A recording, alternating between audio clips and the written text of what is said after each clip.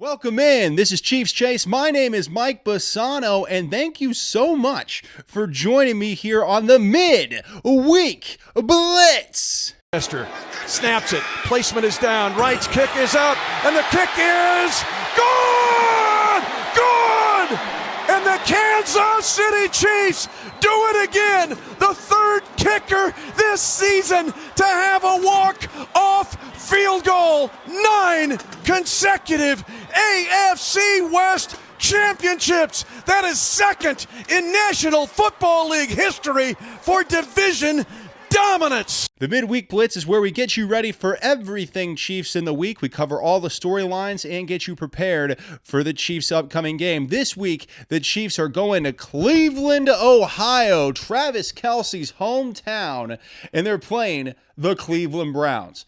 Anything can happen with the Kansas City Chiefs. I'm not taking any game for granted because every team gets up to play Kansas City. And I think we all know that if Jameis Winston is on and God delivers him from the pick sixes, all bets are off. The Browns can beat anybody. So this is absolutely not a game the Chiefs should take lightly. But we have a ton to get to here on the Midweek Blitz, man. We have an absolute blast on this show, and thank you for coming with us on the journey. Now, let's start this off. We have massive news this week that every Chiefs fan should be absolutely thrilled about, and we'll tell you about it coming up here in just a bit. But first, the Chiefs are 12-1, and go ahead and let everybody cry about it. Every fan base, people in my comments, people in other comments, posts galore about how the referees are helping the Chiefs, how everyone's trying to help the Chiefs. It's all these 3-loss fan bases that are like, the Chiefs are frauds. The Chiefs have 1 loss.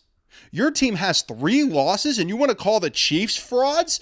Come on to Arrowhead in January and let's see how good you are with your 3-loss team. Keep cherry picking little calls and saying it's the referees, because the fact is that only happens because they don't have Spygate. They don't have Deflategate. The Chiefs don't have anything marring their franchise in any possible way. So the only thing haters are able to do is go, well, we think the referees are helping them, and it's rigged. It's like the WWE. They're clinging to it. They're clinging like a safety blanket. This is scripted. This isn't real. It's all rigged, because they can't handle the fact that the Chiefs are just flat out better than them. They're better than their team. They're the top team in the NFL at 12-1, the number 1 seed in the AFC, and with all the playoffs coming through Arrowhead, teams are having to deal with the absolute fact that they're probably not going to make it to the Super Bowl. Tough week for Bills fans, am I right? You have to deal with the fact that you have to go through Arrowhead and come to Kansas City to get to the Super Bowl?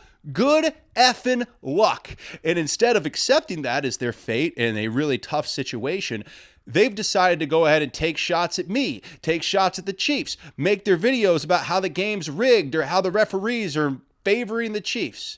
That's what they've done, instead of accept the actual reality that the Kansas City Chiefs are better than their team, and the chances of having to go through Arrowhead, very difficult. And here's a thing that bothers me too, and it's kind of Chiefs fan on Chiefs fan here. A lot of people, whether they're telling the truth or not, keep that in mind. A lot of people will say, I'm a Chiefs fan, but I think they're getting helped by those people aren't real. Most of the times, you're either not a Chiefs fan or you're an idiot.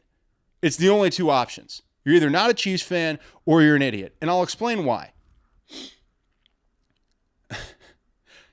People who are like, this team isn't any good, it's just propped up by the media. Look at the Chiefs last year at this time. The Chiefs were left for nothing last year. They won the division, yes, but they didn't get a bye week. They had to go on a road the whole way through. Look at the road to the playoffs in 2024 as it stands for the Kansas City Chiefs versus 2023. Last year, the Chiefs had a home game against the Dolphins, who were a great team, equalized a little bit by the weather, which was nice. Then they went on the road to Buffalo. Boom, goodbye Bills. On the road to Baltimore. Boom, goodbye Ravens. And then up against a juggernaut San Francisco 49ers team that everybody thought was great. Boom, goodbye 49ers. Chiefs are champions. The Chiefs are in an infinitely better situation now than they could have possibly hoped to be last year.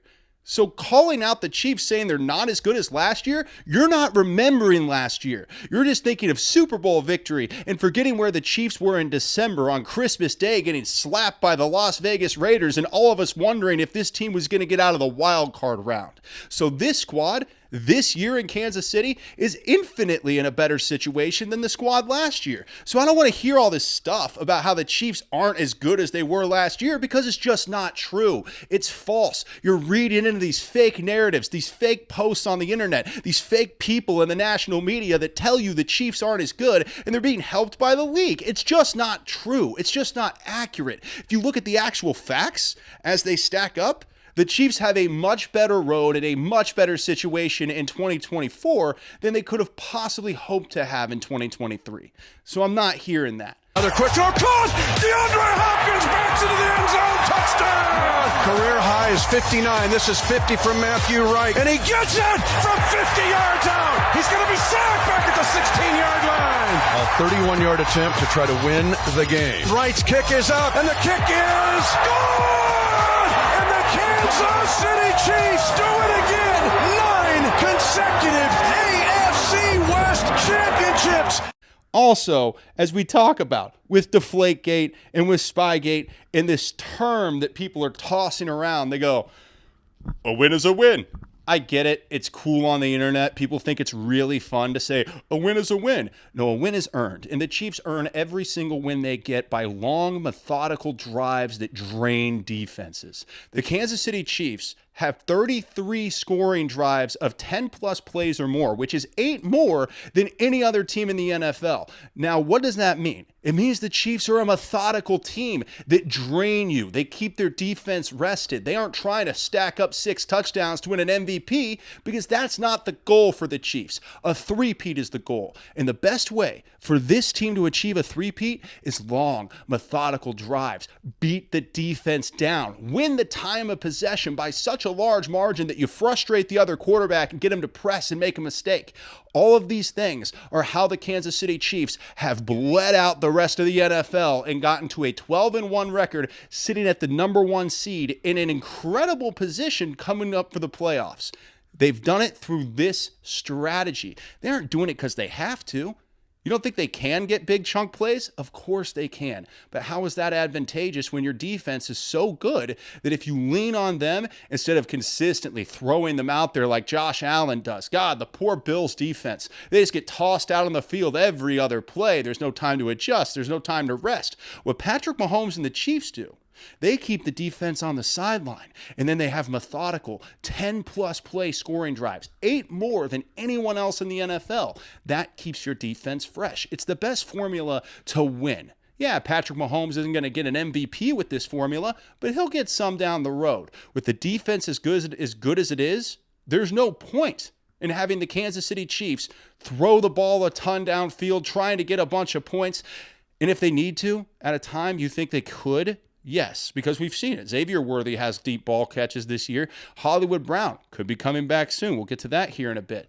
There's a lot of reason to believe that the Kansas City Chiefs will not only be good in this postseason and down the stretch, there's only reason for that. The only concerns, we'll get to those. But I'm tired of hearing all these ridiculous stats. This is something that's I think, kind of amazing. These ridiculous stats that people throw out like, well, you know, the Chiefs have lost 6 straight games against the spread, and there's no team that's gone to the Super Bowl after losing 6 games against the spread. Well, stop comparing the Chiefs to other teams that aren't back-to-back champions. They're having a different target on their back than any team you've ever seen since the 2005 Patriots. And you know what team that's back-to-back champions has come out to a 12-1 start? 0. The Kansas City Chiefs are alone on that mountain, yet so many people want to try to cut them down. Let's look back at the last team to try to three-peat, the 2005 New England Patriots. They started 4-4. They ended 10-6 and got knocked out of the playoffs in the divisional round by Jake Plummer. What? You think the Chiefs are going to go out and lose to a Jake Plummer? No. So don't even try to compare this year's Kansas City Chiefs team to some of your other fraud teams out there that weren't back-to-back champions, with everybody giving them their best shot, with everyone treating the game as their Super Bowl. Compare them to the 2005 Patriots, because they had to deal with that and they couldn't handle it. Tom Brady couldn't handle the pressure of being a back-to-back champion, going for a three-peat in 2005, and got out to a 4-4 start. Come on, man. I'm not hearing this crap anymore about how the Chiefs, let's compare them to the Steelers from a couple. No. The Steelers weren't back-to-back champions at that time. You have to stop judging the Chiefs as a regular football team, because they're not. They're not a regular football team. They're a back-to-back champion that everybody hates because they don't like greatness. People don't like greatness. People really like mediocrity. You ever noticed how many friends a mediocre person has? That's the Steelers every year. This year, a little different. I will say that. I'm worried about the Steelers this year. But most years, the Steelers are like a 9-win team, 10-win team. You kind of like them because everybody likes Mike Tomlin, as they should. Tomlin's the man. This year's different because they seem scary, so I kind of hate them more. But everybody always loves the Steelers because they're not a real threat. Everybody loves somebody who's not a real threat. That's why everybody hates the Chiefs, because they know, based on the hardware, how much of an absolute threat the Kansas City Chiefs truly are. So of course they hate on the Chiefs. Everybody hates a threat. Everybody loves mediocrity, but they hate a threat. They hate a champion. And that's why people hate the Kansas City Chiefs. And they don't have a Spygate to point to. They don't have a Deflategate to point to, so they point at the refs. And by the way, Deflategate, looking back on it, Tom Brady deflated some balls. Shut up. Who cares? What a lame way to try to get rid of or try to discount the dynasty of the Patriots. Tom Brady deflated some footballs. Shut up. Stop somebody. Stop a play. Well, I can't stop the play. I can't tackle someone because, that football's a little deflated. What a ridiculous thing that was. Oh, what a ridiculous thing that was. So stop using stats from teams that weren't back-to-back champions. It makes no sense. It's like these people that use these stats that make no sense and just connect them to the Chiefs. It's like they're gripping onto their numbers because they don't understand how to watch football. They only understand how to read numbers. So they grip onto them and act as if they're facts when they're not. They're just statistics. Read the book, Lying with Statistics. Actually, Bill Gates said it's one of the top 5 books you should all read in your lives. So super trust his statistics, right? That's a fact, by the way. That is one of Bill Gates' top 5 books you should read in your life, is How to Lie with Statistics. Clearly, there are a lot of people covering the NFL who read that book. Now, massive issue for the Chiefs, because there are a few, and one of them is massive. We'll discuss it coming up in just a few minutes. But first, massive good news for the Kansas City Chiefs this week that every Chiefs fan should be absolutely thrilled about. Hollywood Brown is back at practice, baby. Yeah! That's what we're talking about, man. I've been waiting for this all year long. I love what Hollywood Brown could be to Patrick Mahomes. That's the thing, is people look at like, what's this? Hollywood Brown has never had a quarterback like Patrick Mahomes. He's slated to come back by Christmas. And oh my goodness, what a Christmas present that would be for Kansas City, to get Hollywood Brown streaking down the field with Patrick Mahomes having the ability to put it up top. That will change the dynamic of the Kansas City Chiefs, because as good as Xavier Worthy has been as a deep threat, having 2 of them, hey, ask Tyreek Hill and Jalen Waddle how that works out. Having 2 of them is incredibly important. So Hollywood Brown coming back is massive for the Kansas City Chiefs in practice on Wednesday, slated to return by Christmas, which, wow, how awesome is that, man? Hollywood Brown, a lot of people don't understand how important a quarterback is to a wide receiver for some reason.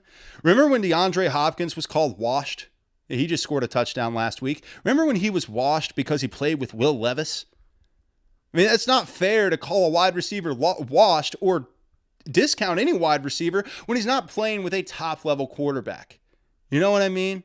Like, I'll even give the Bills some flowers here. Well, I guess Josh Allen in particular. I think the Bills' wide receiver core is fine. Like, I really do. I think the Bills' wide receiver core is like mediocre, maybe just above because of Keon. He's effing great.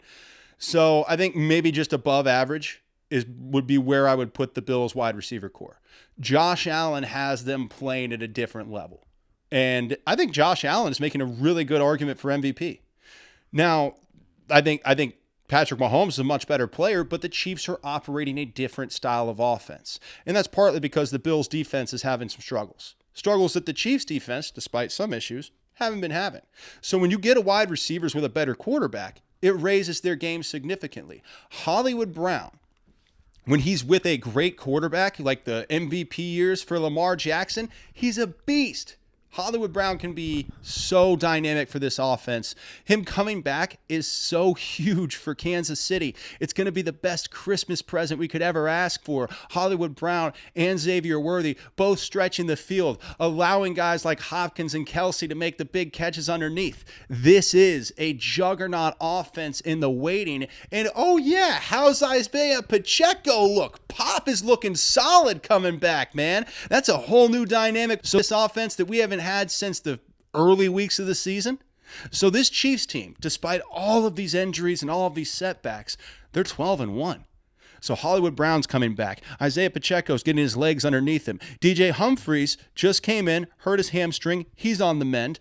But as all these things grow and get better through December into January, we are talking about a team that's going to be very tough to beat, especially at home, which right now, most likely, it looks like that's what's going to happen in the playoffs. He means the world to me, man. I mean, without getting emotional, I mean, he's a guy that has really kind of made me who I am in my career, and a true leader on the football field. Someone, everybody says security blanket, but someone that I can just go to at any moment, and he's going to make a big play happen. And as he's gone throughout his career, he's never dropped off as far as his work ethic and the way he leads. And I think that's super important when you have a guy that's going to have a gold jacket and he's the hardest working dude on the team. One more thing on Hollywood Brown before we move on. Another veteran does help this team. Adding another veteran to the team, a guy who can understand where to be when Mahomes needs him to be there. That's a huge thing for veterans to come in and have that ability already, as well as Rashee Rice did as a rookie, as well as Xavier Worthy's doing as a rookie. Veteran leadership always helps the team get better.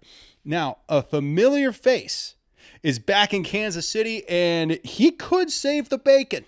I'm just saying, he could save the bacon. We'll tell you who he is here in just a few minutes. But first, DJ Humphries did not practice Wednesday with a hamstring injury. He's not ruled out just yet for Sunday against the Cleveland Browns, but it didn't look good for him to have that hamstring issue.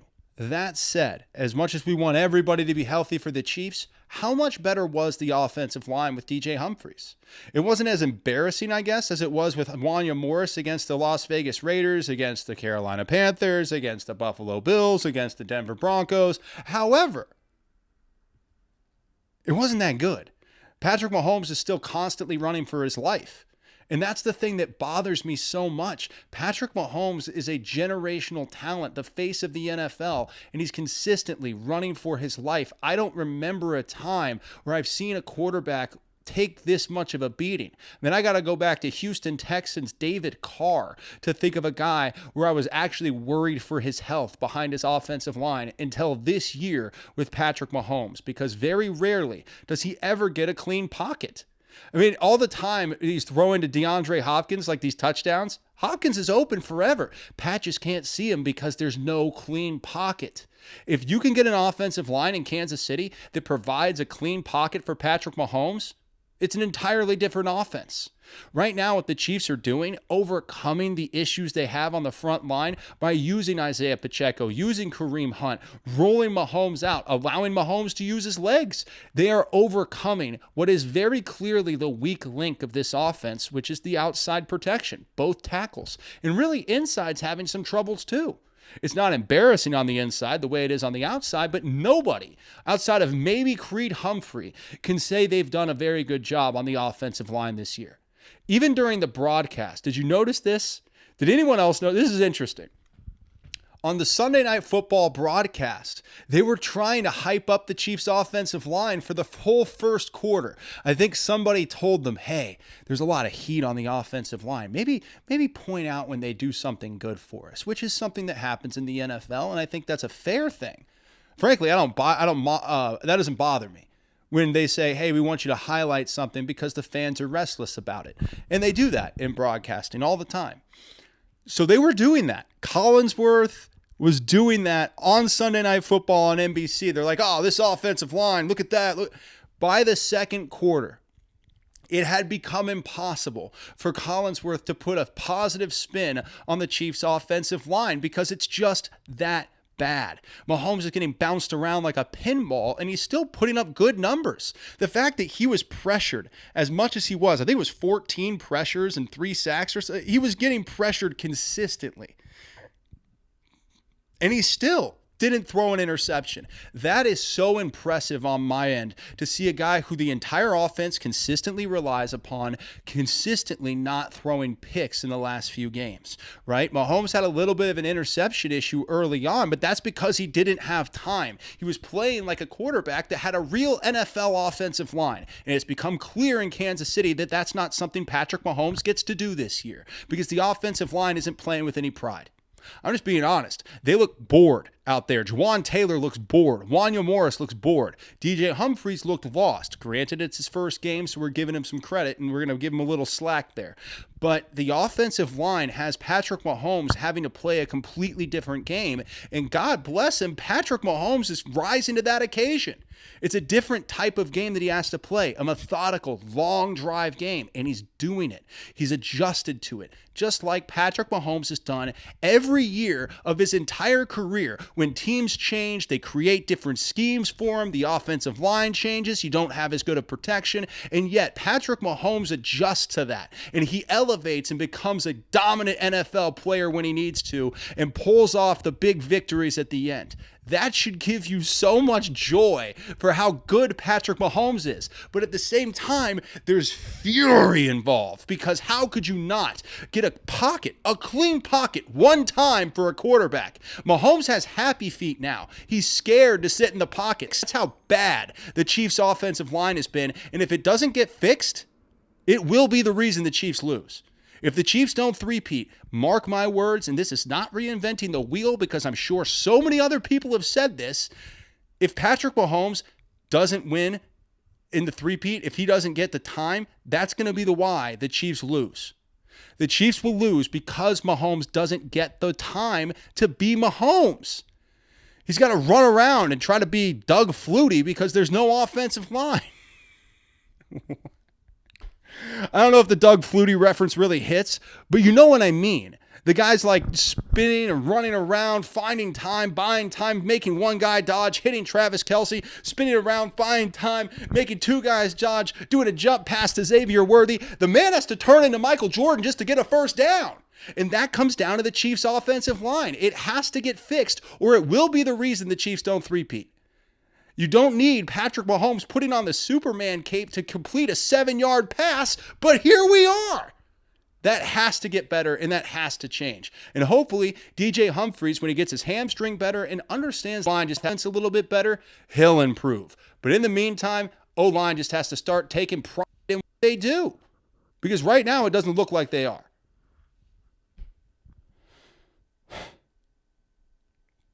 Now, the Chiefs are doing something better than everybody else in the league, which is awesome. We've talked a little bit about it, but we will dive deeper in. But first, a familiar face is back in Kansas City, and he really could save the bacon for the Chiefs. Welcome back, Steven Nelson, baby. Boom! We love Steven Nelson. He's had so many good years in Kansas City. We have so many great memories of Steven Nelson.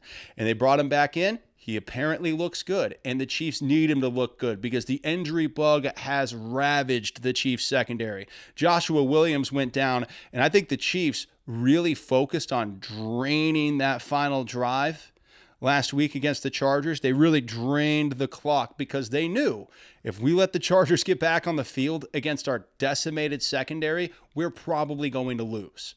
So the Chiefs did a phenomenal job at the end of draining the entire clock to protect that these guys aren't good or that they aren't doing well or they're not being coached up right. They're just dropping like flies, bro. It is the hardest thing to watch. Guys drop like flies, not be in that spot where they, you feel like some good luck has to happen for the Chiefs. I know people go, oh, well, it's a doink off. No, that's a kick that was good. It was good by that much, but it was good. So when people call something lucky for the Chiefs, it's really not lucky. In fact, I'd say the Chiefs have had really bad luck. Star players going down left and right like Hollywood Brown and Isaiah Pacheco. Jalen Watson was a huge part of that Chiefs defense. Come to find out, Jalen Watson was like the most important player for the Chiefs defense this year, because the second he went down, everything had to change, because there isn't another guy on that Chiefs defense that can be a number 2 corner. They have a great number 1 in Trent McDuffie, an all-pro number 1 in Trent McDuffie, who is one of the best in the NFL, and frankly, I'd put him up against anyone else in the league.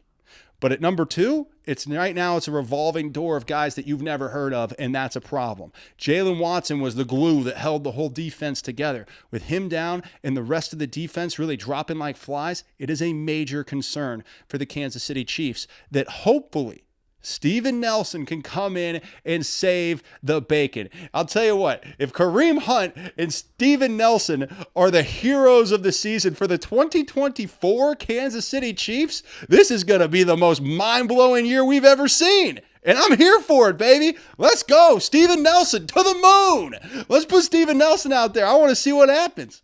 If you can get a good number 2 corner, a serviceable number 2 corner on this defense, Spags is going to dominate throughout the playoffs. And if that can be Steven Nelson, everything's going to change. It's going to be a complete dynamic shift of the Chiefs defense that could elevate this thing to being just as good as we've expected it to become over the last few years. Now, moving on, one player needs to be given his flowers in Kansas City because he is absolutely blossoming. We'll tell you who that is here in just a few minutes. But first, the Chiefs are doing one thing better than everyone in the league. I've mentioned it earlier, but I want to make sure I give credit to Dan Orlovsky, who pointed out this stat that the Chiefs have 33 scoring drives of 10-plus plays, which is 8 more than any other team in the NFL. That's an incredible feat, and it shows you how to shield the defense. This is what the Chiefs' offense has become because they have to shield the defense. They have to be smart. You don't want to get in a shootout with everybody. That's not how you win every single game. Most of the time, Jordan scored 40, the Bulls lost. The way to win championships is different than the way to win MVPs. Josh Allen probably will win the MVP, or Lamar Jackson. I don't know. It's kind of a tight race. It's a fun race to watch.